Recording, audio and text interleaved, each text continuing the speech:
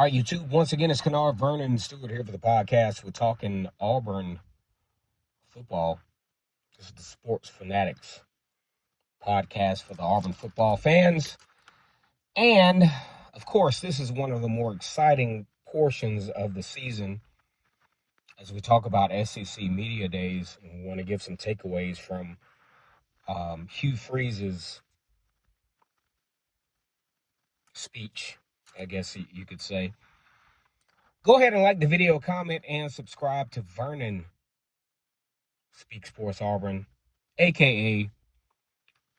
the Auburn Fanatics Sports Podcast.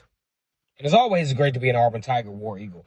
Now, here's one of my, we got a couple of takeaways that we have for this particular address that Hugh Freeze gives to the SEC media, and more importantly, to the Auburn fan base.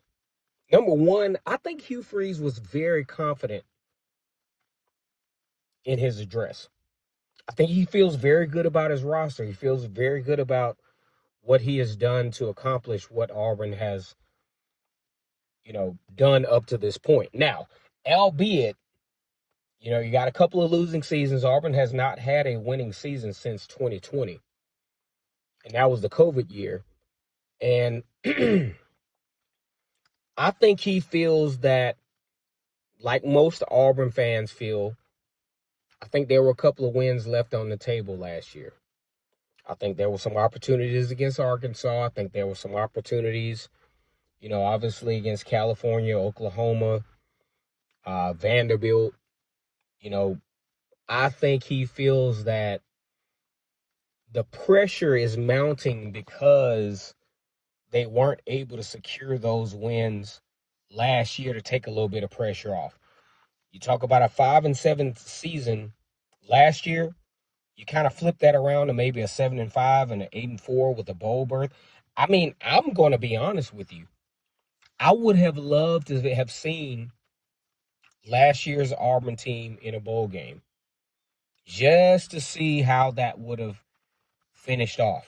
You got that takeaway to where Auburn just did not or were not able to finish the games that we left scratching our heads last year. They had he even mentioned that they had some opportunities, or were in games. They're pretty much in every game last year. There were no genuine blowouts last year. And I just think, when you're a coach and you're a leader, which I can say that I am, I'm somewhat of a leader of an organization, and you look back and there's always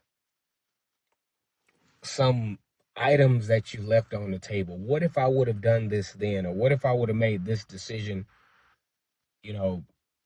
instead of making that decision? What if I would have called a running play in that Oklahoma game that led to the pick six that brought Oklahoma back into the game in Auburn, instead of, it being hey, we can line up and we can try something else? So what if I could have made a different decision and not called a halfback pass, Jarquez Hunter, against Alabama? That led to an interception when Auburn was obviously still somewhat in the football game after, the beginning where it looked like Alabama was going to run away with it, but Auburn still kind of hung around and had some chances in that game. Even in the Georgia game, there were some opportunities there. And he did mention that, part of the reason for a lot of this stuff, turnovers, one, at inopportune times, obviously. Special teams, absolutely disastrous at times. A field goal that could have, gave a little bit of cushion and maybe bought Auburn a different possession. Missed a field goal in certain games that could have been wins for the Tigers. Those things were mentioned in the SEC Media Days. Takeaway number two, I think he's very confident in Jackson Arnold. He talked about the fact that Jackson Arnold was Gatorade Player of the Year. He's a guy that, Hugh Freeze recruited. A lot of folks recruited. I mean, why would you not recruit the Gatorade Player of the Year? A guy that can make the passes, the guy that can do things with his legs. And, you go out to Oklahoma, Denton, Texas, where he's from, a lot of guys from Texas, Oklahoma, what I'm saying? A lot of guys from Texas. Hey, Oklahoma is a good spot. He goes there. Offensive line, probably not as good as you would think. Catastrophic injuries at the wide receiver position, causing maybe a little bit of lack of confidence in Jackson Arnold. Redemptive factor, Jackson Arnold played the game of his life against Alabama, had a lot of help from his defense. He did a lot of things with his legs, had 100-plus running yards in that game, wasn't necessarily a factor passing the ball, but win that game that kind of put him back on the map as, maybe I can do this. But then, transfers to Auburn. Now Auburn has a situation where a revamped offensive line, I'm kind of excited to see how this wide receiver room is going to turn out. He's got guys to throw to. He's got guys that can make those 50-50 balls. He's got guys that he can go deep with. He's got guys that, he has the opportunity to do some, to make some real stats at Auburn. Hugh Freeze said, hey, this guy in Jackson Arnold is the guy that can do what we need him to do. He talked about decision making and confidence, and, he talked about the fact that Jackson Arnold makes the right decisions. Their decision making was not a factor in the spring.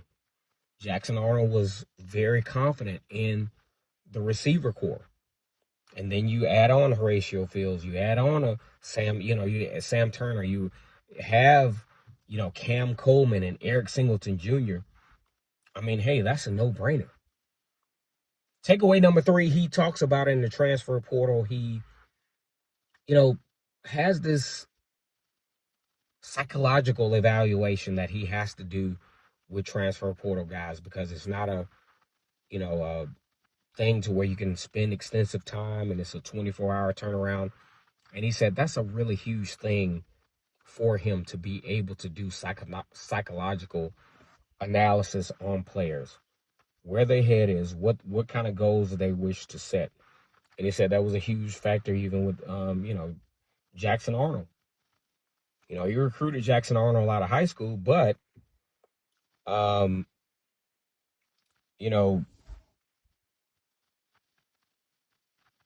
he did say that Jackson Arnold did pass all the litmus tests on that. When it comes to where do you sit mentally, where do you think Auburn can get you as far as to the next level with, where you want to be as a quarterback, and, offensive line play, running back play, wide receiver play, all those things factored in. Also, you look at the situation with Auburn, and you also look at Hugh Freeze and how he was very poised in even answering what I call the dumb questions. Some of the dumb questions were, look, there was an Arkansas media outlet that asked him about Caleb Wooten. What do you think Caleb Wooten will do for Arkansas? And he was very cordial in his answer. And he was like, well, Caleb Wooten worked very hard. He's a very hard worker. He's a very good athlete. He's a very good SEC player. And he will be a very adamant contributor.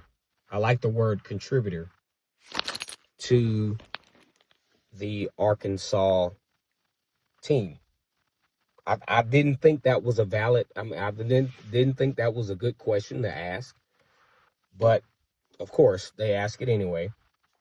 And I thought he was very cordial in how he answered that question. Also, even in talking about, how big is the Baylor game. Yes, I think it's huge. That goes without saying. I think it's all without saying it, the Baylor game is a must win for Auburn. One, it's a game that Auburn should win. I think Auburn has the better roster. I think Auburn has invested in their roster to the point where teams like Baylor, even though, Auburn has been, 5-7, haven't had a winning season in a while, should be favored to win this game. If you got Auburn coming off of a 9-4 season, it will be a no-brainer. But now there are a lot of questions around. But you got the wide receiver position, you have the revamp with the offensive line. Auburn should win this game. I think pretty handedly. We're going to talk about that in some videos moving forward. The next takeaway from this game is, I think, the confidence of Hugh Freeze,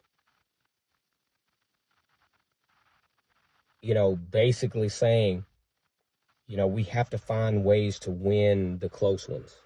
He feels like Alabama and Georgia are going to be close wins.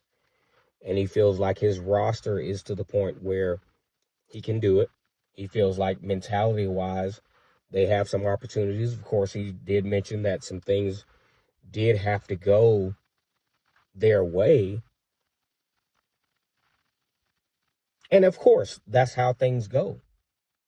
You look at the 2010 national championship team for Auburn. A lot of things went their way. Balls bounced their way. 2013, a lot of things for Auburn went their way.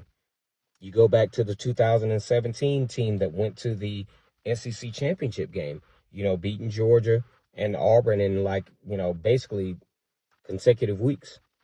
A lot of things went their way. So every now and then you can be good, but you have to have things that go your way. I really enjoyed the SEC Media Days. I want to get your takes in the comment section.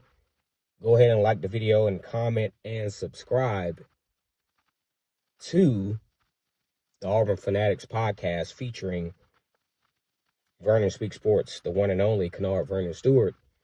And as always, it's great to be an Auburn Tiger, War Eagle.